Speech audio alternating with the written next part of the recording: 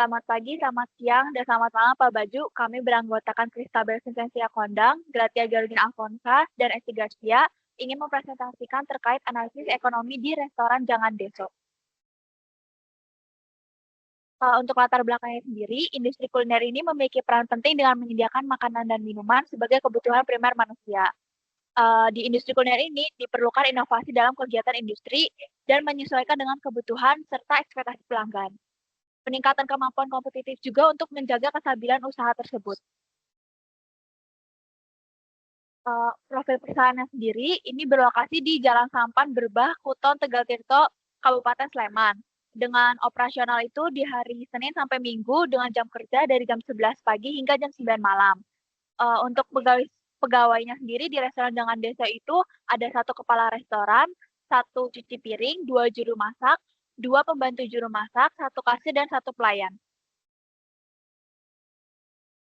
Selanjutnya, rumusan masalah dari analisis ekonomi ini sendiri yaitu yang pertama, bagaimana solusi untuk mengatasi permasalahan over inventory atau useless inventory bahan baku.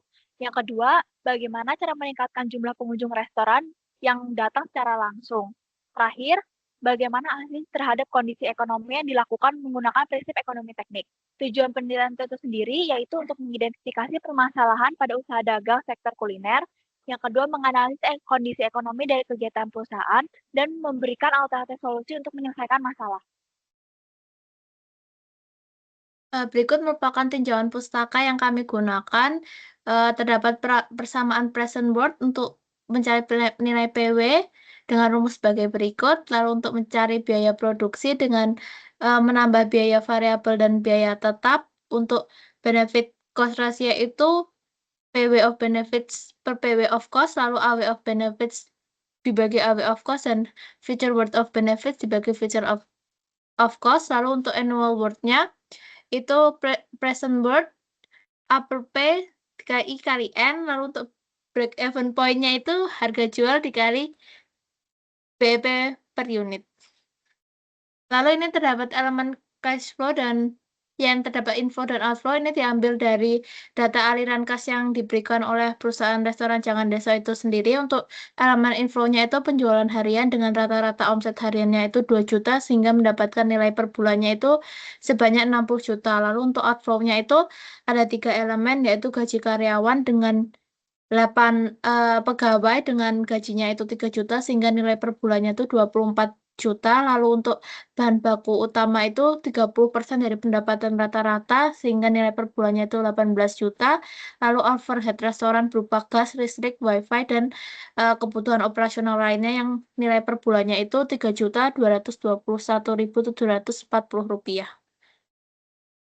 Lalu untuk analisis titik balik modalnya, rate of return-nya itu nilai investasi awalnya itu 16.500.000, lalu net cash flow-nya 10 tahun itu 186.996.996 rupiah. Itu rate of return-nya itu termasuk tinggi. Lalu untuk benefit cost ratio-nya itu dari PF benefit-nya itu 1.143.503.913 rupiah. PF cost-nya itu 16.500.000 sehingga mendapatkan nilai bacaannya itu 69,3. Lalu untuk break even point-nya itu restoran Jangan Desa harus menjual minimal 31 porsi per hari untuk mencapai tingkat pengembalian modal bulanan. Lalu untuk payback periodnya itu dengan nilai investasi awalnya 16.500.000, lalu net cash flow-nya itu 186 juta sekian sehingga membutuhkan waktu 2 bulan untuk mengembalikan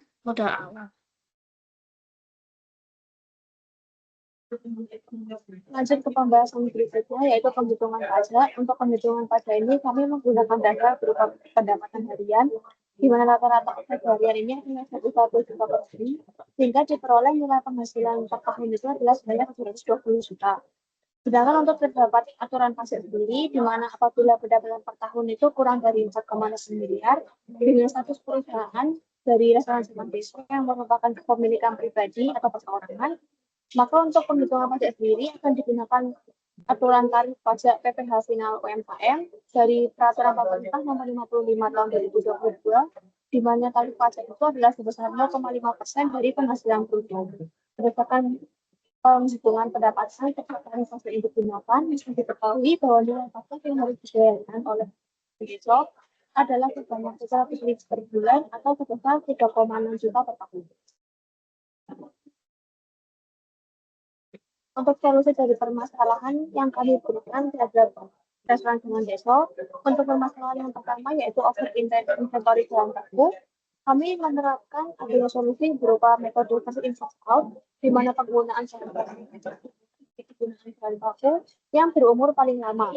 Proses restock harus disertai dengan penanganan di mana bahan baku yang lebih baru diletakkan di belakang bahan baku lama. Namun penggunaan konsep ini harus tetap dengan memperhatikan kualitas dari bahan baku yang akan digunakan untuk memastikan bahwa kualitas yang diberikan kepada pelanggan ini tetap sesuai dengan standar kualitas dari restoran.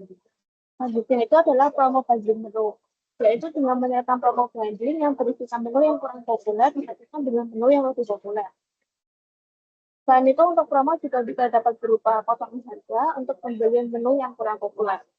Selanjutnya, untuk permasalahan terkait harapan untuk peningkatan pengunjung, itu dapat dilakukan dengan penerapan program desain program, yaitu misalnya dengan penerapan kartu member yang ada lebih tertentu, misalnya ada diskon atau menu gratis pada kunjungan tertentu. Misalnya pada kunjungan ke-10 nanti akan mendapatkan diskon sebanyak 10% dari semua pembelian. Selanjutnya itu adalah engagement melalui kolaborasi, di mana restoran dengan desa dapat melakukan kolaborasi dengan brand atau event tertentu untuk mengenalkan restoran kepada lingkup yang lebih luas agar masyarakat yang mengetahui restoran dengan desa ini tidak hanya terbatas pada masyarakat di sekitar lingkungan juga, namun juga dapat memperluas pasar dari restoran dengan desa.